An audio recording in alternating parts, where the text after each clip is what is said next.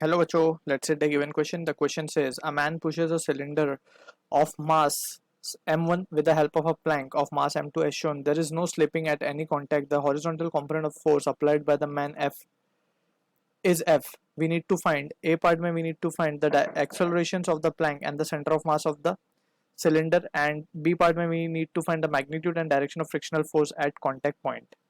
So for this question, जो key concept we need to understand is the concept of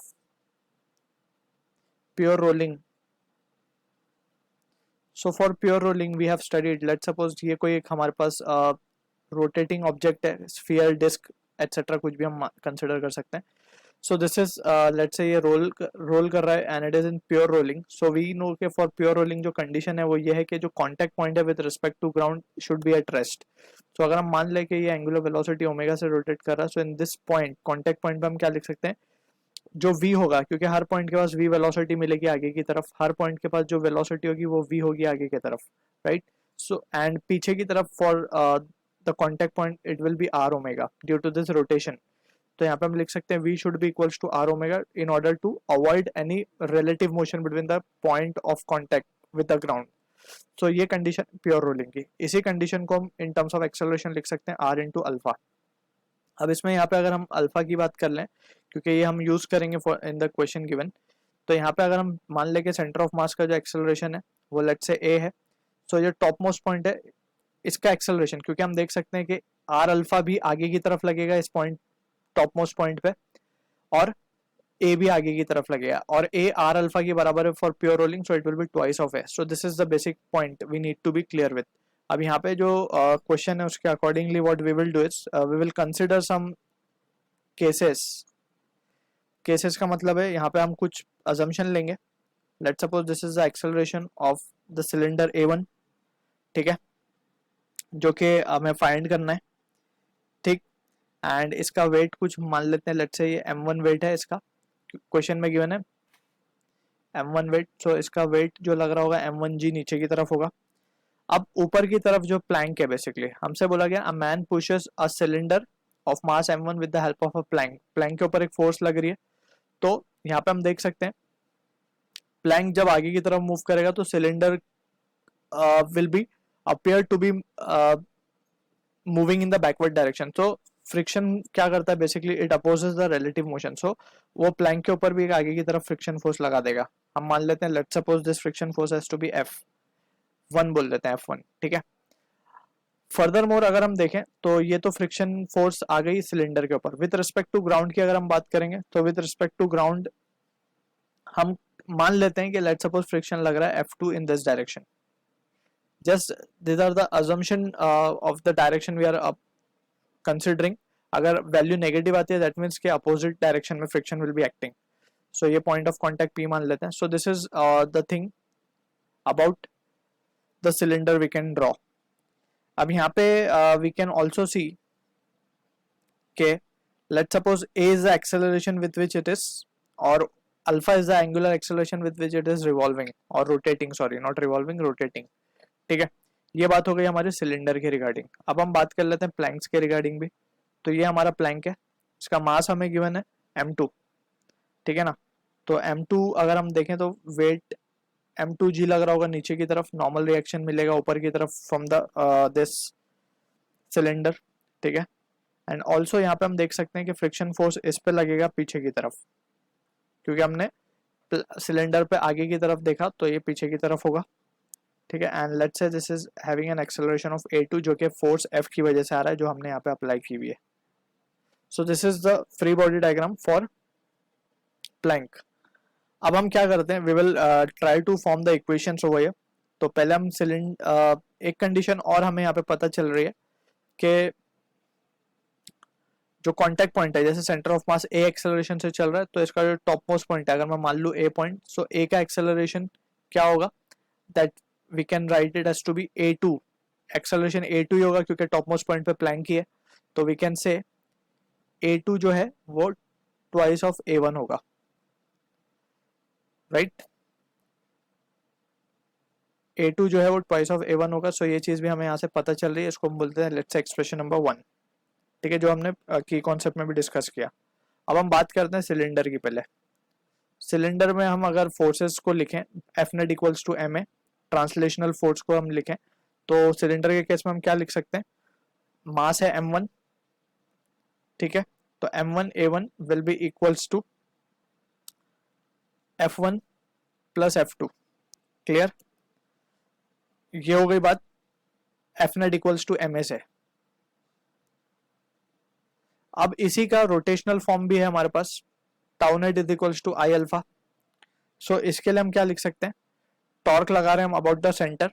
सो यहाँ पे हम देख सकते हैं एक क्लॉकवाइज टॉर्क बनेगा F1 की वजह से, एक एंटी क्लॉकवाइज टॉर्क बनेगा F2 की वजह से। तो हम लिख सकते हैं F1 into R minus of F2 into R and that will be equals to I alpha. अब आई दैट इज अबाउट, क्योंकि ये सिलेंडर है सो इसका moment of inertia about centre it will be M R square by two, यानी कि m1 R square by two. Alpha को हम लिख सकते हैं for pure rolling case it will be a1 by R, ठीक, since a will be equals to R alpha for pure rolling, तो हम लिख सकते हैं अल्फा को a1 बाय आर। एंड यहाँ से हम देख सकते हैं it will be f1 R minus f2 R. यहाँ से इक्वेशन फॉर्म की जा सकती है f1 minus f2 will be equals to, ये आ जाएगा m1 आर आर सब कैंसिल हो जाएंगे यहाँ से, m1 a1 बाई टू, ठीक है, इसको हम बोल देंगे लेट्स से ये हमारे थर्ड इक्वेशन बोल देते हैं और ये वाली इक्वेशन को हम बोल देते हैं सेकंड इक्वेशन, ठीक है।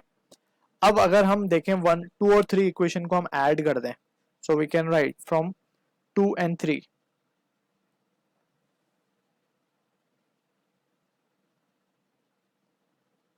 इसको इक्वेशन को अगर हम ऐड कर दें तो हम देख सकते हैं F2 कैंसिल हो जाएगा, बचेगा 2F1। So 2F1 will be equals to m1 a1 by two plus m1 a1, यानी कि 3m1 a1 बाय 2। क्लियर, तो यहाँ से f1 की वैल्यू हमें मिल रही है that is 3m1 a1 by 4।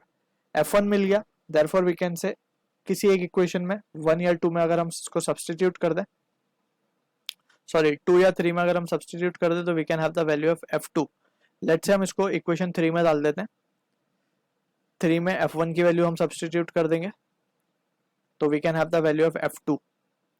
तो f2 हम लिख पाएंगे f2 will be equals to 3m1 a1 by 4 minus of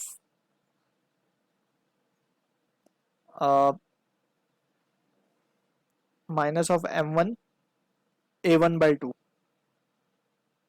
ठीक है। इसको अगर हम क्रॉस मल्टीप्लाई कर लें तो it will B 6 minus 4 2m1 a1 by 8 that is m1 a1 by 4। सो ये मिल गया F2, F1 F2 जो कि फ्रिक्शन फोर्स है वो उनकी वैल्यूज हमें मिल गई हैं। Now we can calculate the value of, हमें एक्सेलरेशन फाइंड करने बोला गया, यानी A1 A2 the acceleration of the plank and the centre of mass of the cylinder, यानी कि A1 A2 हमें फाइंड करने को बोला गया बेसिकली। तो ये सिचुएशन हमने अभी तक कंसिडर की है सिलेंडर के लिए। अब हम बात करते हैं प्लैंक के लिए। सो प्लैंक का अगर हम फोर्सेस लिखें इस पे F0 इक्वल्स टू ma से, तो what we can write is by applying first second law of Newton that is F0 equals to ma, तो हम यहाँ पे लिख सकते हैं कि F minus of F will be equals to mass m2 given है हमें, तो m2 into a2, right, m2 a2। अब यहाँ पे we can write F minus of F will be equals to a2 की जगह we can write twice of a1 from equation 1, तो ये 2a1 m2 हो जाएगा, ठीक। So F and precisely it will be, अगर हम देखें इसको इक्वेशन में, सो यहाँ पे ये F1 होगा बेसिकली, राइट। सो ये F था तो ये F1 ही होगा ये भी, ठीक है, क्योंकि यहाँ पे F1 था friction force on the cylinder by the plank, तो F1 ही होगा on the plank by the cylinder, तो यहाँ पे ये F1 आएगा, तो दिस विल बी F1, ठीक है। तो ये we have to be careful, ये F1 होगा। अब यहाँ पे we can substitute the value of F1, we can write, हमें वो मिला है 3m1 a1 by 4 and that will be equals to 2a1 m2, right. तो यहाँ से हम निकाल सकते हैं वैल्यू ऑफ a1 की वैल्यू कैसे मिली, पहले क्रॉस मल्टीप्लाई कर लेते हैं इसको, 4f विल बी इक्वल्स और 4f minus 3m1 a1 will be equals to 8a1 m2। तो यहाँ से हम 4F अपॉन 3m, ये वाले टर्म को यहाँ ले जाते हैं तो प्लस हो जाएगा वहाँ पे, और a1 को कॉमन निकाल लेते हैं तो बचेगा हमारे पास 3m1 plus 8m2। So this is the value of acceleration. a1 मिल चुका है, यानी कि सिलेंडर का जो है हमारे को एक्सेलरेशन मिल गया है, ठीक है। The acceleration of the plank and the centre of mass of the cylinder, यानी कि सिलेंडर का जो सेंटर ऑफ मास का एक्सेलरेशन है a1 वो हमने कैलकुलेट कर लिया। Now we are interested in calculating a2, plank का भी हमें निकालना है जिसको हमने a2 बोला है, तो हम a2 भी निकाल लेंगे। सो a2 के लिए हमें क्या करना पड़ेगा, वी कैन राइट, जैसे हम देख भी सकते हैं कि a2 जो है वो ट्वाइस ऑफ a1 है, तो we can say therefore a2 will be equal to, just 2 से मल्टीप्लाई कर देंगे तो ये हो जाएगा 8f upon 3m1 plus 8m2। तो ये मिल गया हमें acceleration of cylinder and plank. ये है हमारा सिलेंडर का सेंटर ऑफ मास का और ये है प्लैंक का, ठीक। तो यहाँ तक ए पार्ट का हो गया आंसर। अब बी पार्ट में चाहिए द मैग्नीट्यूड। डायरेक्शन तो हमने देख ही लिया है, जस्ट मैग्नीट्यूड, क्योंकि डायरेक्शन भी हमने जो माना था वो सही है एक्चुअली, क्योंकि सारी वैल्यू पॉजिटिव आई है f1 और f2 की। तो इसको हम यहाँ पे बोल देते हैं, लेट्स से हमारा इक्वेशन नंबर 4 इसको बोल देते हैं और इसको बोल देते हैं इक्वेशन नंबर 5, ठीक है। तो f1 f2 को भी हम निकाल लेते हैं मैग्नीट्यूड के टर्म्स में। So we can write from equation 4, तो बी पार्ट के लिए सॉल्यूशन कर रहे हैं हम। तो फ्रॉम इक्वेशन 4 हमारे पास f1 की वैल्यू है, वो क्या है 3m1a1/4, 3m1a1/4। अब हमें a1 तो मिल ही चुका है, a1 क्या मिला है 4f upon 3m1, 4f upon 3m1 plus 8m2। तो यहाँ से हम देख सकते हैं कैंसिल कैंसिल, यहाँ बचेगा 3m1f upon 3m1 plus 8m2। सो ये मिल गया f1 का magnitude. Similarly we can say by equation 5th f2 क्या मिला था हमें, m2a2/4, सॉरी m1a1/4। तो यहाँ पे जस्ट हमें क्या करना होगा, m1/4, a1 की वैल्यू तो यही रहेगी 4f upon 3m1 plus 8m2 and that will be equals to 4 again cancel, तो ये आ जाएगा हमारे पास m1f divided by 3m1 plus 8m2। So this is the magnitude of friction force 2, या फिर हम बोल सकते हैं f2 जो हमने माना है friction force of the contact point between the cylinder and the surface, वो f2 है हमारा, ठीक है ना। तो this is the answer for the question. I hope you understood the solution. All the best.